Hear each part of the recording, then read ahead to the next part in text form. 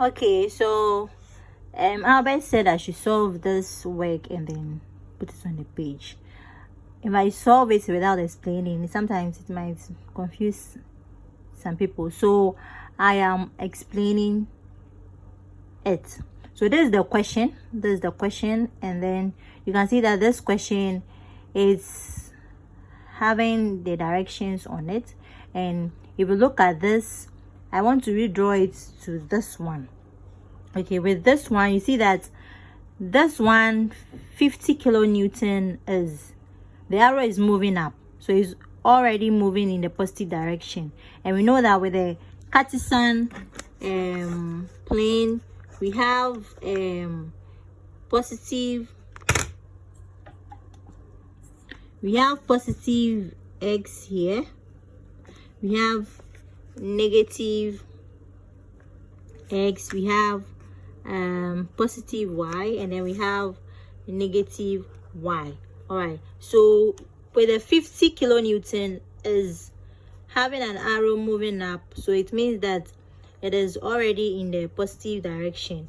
And then so I maintained it here. All right, I maintained it here, but with its angle, the angle of 50 kilonewton has not been given. But if you look at this one, this line is a straight line, so the forces here, or the angles here, has to add up to 180. So we have 60 degrees here, we have, this shows is 90 degrees, so 90 plus 60 will give you 150. Then you subtract what, 150 from 180 to get 30 degrees. So now the 30 degrees will be left, so that will be the angle for 50 kilonewton. Always you have to know that the forces have to make an angle with the x-axis. Okay, so if we have something like this, 80 kilonewton, you see that the angle between 80 kilonewton and 70 kilonewton is 50 degrees, but that is not its angle because it hasn't made that angle with x-axis. So you have to redraw the 80 kilonewtons angle to this one. So it means that the angle for 70 kilonewton will be added to the 50 kilonewton, which will make the original angle for 80 kilonewton. So we will come back to that. So that is how we get the 50 kilonewtons angle to be 30 degrees Celsius. So we maintained it there because the direction is, or the arrow is moving upwards. Then we come to 70 kilonewton. 70 kilonewton, also its angle has not been given, but this line, the angles here make up to 180 degrees. Okay, it makes up to 180 degrees. So the rest of the angles have been given. So you add 50 plus 30 plus 70, which will give you what, 150. Then you subtract the 150 from 180, you have 30 degrees. So the 30 degrees left will be the angle for 70 kilonewton. So but with the 70 kilonewton, you can see that the angle, or the arrow, is moving downwards. So that one too, you will maintain it there like that. All right, then with the 80 kilonewton, the arrow is moving up, so it shows that it's supposed to be in the positive plane. Yeah, it's supposed to be in a positive plane. So we have to use its line of action. The arrow is supposed to be this way. We have to use its line of action and then move it to the positive plane. So we have 80 kilonewton here. All right, I didn't draw it, but it's supposed to be this way. Okay, I've made it almost straight, so you make it in this way. So the line of action will move in this manner. So we move this 80 kilonewtons to the positive plane. That is why I had 80 kilonewton here. And you don't forget its angle. I already said that the angle between the 80 and the 70 is 50, but since that is not the angle that it makes with the x-axis, you add up the angle for 70 kilonewton to the 50 kilonewton, and then you have the angle for the 80 kilonewton. So it means that the angle of 80 kilonewtons making with the x-axis is 80 degrees. So that is where you draw the 80 degrees of 80 kilonewton force with the x-axis. So that is why I had the angle for what 80 kilonewtons to be what 80 degrees. I hope you get what I'm saying. Then we move on to 150 kilonewtons. 150 kilonewtons too is the arrow is, or the direction is showing downward, so you maintain it like that, and its angle is making with the x-axis is what 70 degrees. So that is how we had 150 kilonewtons with an angle of 70 degrees. Then the 250 is already on the x-axis, so you also maintain it in that manner. All right, so coming back to my drawing, I guess you understand why we had this redrawn. Okay, so back to we summing the fx and the fy. So let's take the 80 first. Okay, so the 80 kilonewtons needs to have an x and a y plane. So you have to draw a straight line, or a what, I don't know if it's a break line or what, to the x-axis. Okay, so that you make it a right angle what triangle, so that we'll be able to determine the fx and the fy. So if you draw it, we draw it like that, the line like that, we can see that now we have a right angle what triangle. So if we have a right angle triangle like that, we know that this one is the what, it's 80 kilonewton force. So if you draw a right angle triangle, we now know that this side is fy and this side is what, fx. So we will start with the fx first, because we are summing what,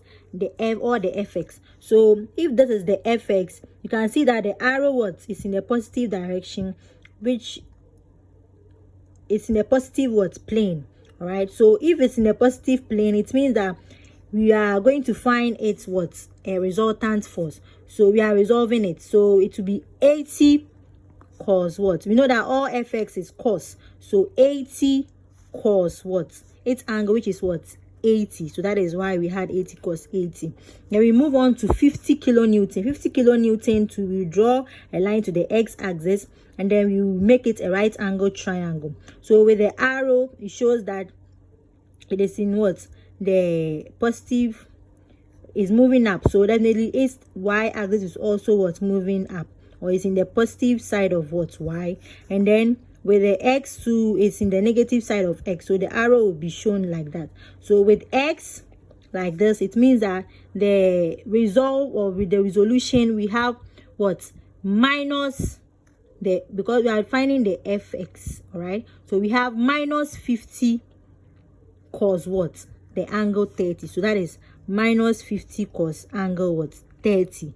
Then we come to what, 70. 70 is in the what, negative what plane with the y. So we have the 70, we also have to draw its line to the what, x axis. So we are finding for the fx. So the fx, the line is like that, and the x is like that, the y is like this, and the x is like this. So with the x, we know that it is what, the arrow is showing this way, so we have minus what, 70 cos what, 30. So that is why we have minus 70 cos 30. Then we move on to what, 180. 180 is also having its line like that, and then we have the y here, and then the x here. So the x is also minus, so minus 180 cos what, 60. So minus 180 cos 60. Then with the 150, the its x is what, like this, so it is positive. So 150 cos what, 70. So plus 150 cos 70. Then this 250 is in the already in the x axis, it has no what, y plane. So we have 250, and it's in the positive direction, so we have 250, which is what, plus what, 250. So that is the summation. So you sum all these things, and then you get your summation of fx, which is what, 121.27 kilonewton. Then with the fy, we start all over again with finding its fy, sum of fy. So with the sum of fy, we have the arrow moving like that. That is the fy plane. So we have the arrow moving that way, which is positive. So 80 sine what, 80. so we have 80 sine 80. Then we move on to 50. 52, 8 arrow is moving up, so it's positive. So 50 sine what? 30 plus 50 sine 30. Then 70, 8 arrow is moving what? Downward, so it's minus 70 sine what? 30. Then this one too is what? The arrow is moving out, so it's minus 180 sine what? So minus 180 sine 60. Then we move on to the 150, it's also moving down, so minus what? 150 sine what? 70. All right, then with this one there is no fy, then we sum all this and we get minus 228.05 kilonewton. So we have the summation of fx and then summation of fy. So to get the resultant magnitude of the resultant force, there is the formula you are supposed to use, because it's a right angle what? Triangle for all of the forces. So we have this one, and we know the sum of fx, and we know that r is squared, so we have to take off the square from here. So we have to make the square root of this to clean off the square from here.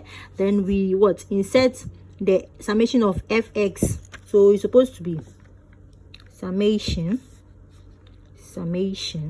so summation. So we have what? The summation of fx, we have 121.27, we need to square it, plus the summation of fy, which is what? Minus 228.05, we need to square it. Then you find the what? The value for r. So that is the magnitude of the resultant force. I hope you get it. Then we move on to its direction or its angle.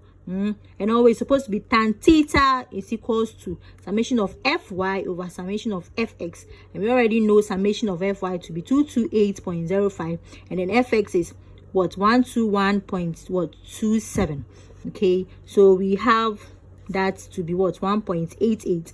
Then that is not the answer. Please don't forget, this is not the answer. Tan theta is not the answer. Okay, tan theta is 1.88, which is not the direction of the what? Resultant for. It is not done yet. We have to what? Make theta, we have to make theta alone the subject. So making theta alone the subject, you have to bring this one here by what? Making it a tan inverse. Okay, so it is tan inverse of 1.88, which will give with theta 61.997, which is approximately to what? 62 what? Degrees. So that is the angle or the direction of the resultant force. Then since that is the what? The angle for the resultant force, it means that is the what? The value. Thank you very much, and I hope you've been able to what? Understand whatever I did. Thank you.